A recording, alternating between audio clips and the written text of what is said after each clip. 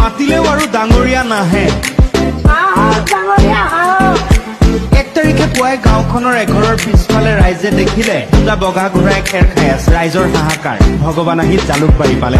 তাৰ পাছতে ধূপ ধূনা জ্বলাই ঘোঁৰাক গামোচা চেলেং পিন্ধাই পূজা কৰি ৰাইজ ক'ব নোৱাৰা হ'ল ঘোঁৰাৰ খোৰাত ধৰি কান্দি কান্দি হিয়ালি জিয়ালি এগৰাকী মহিলা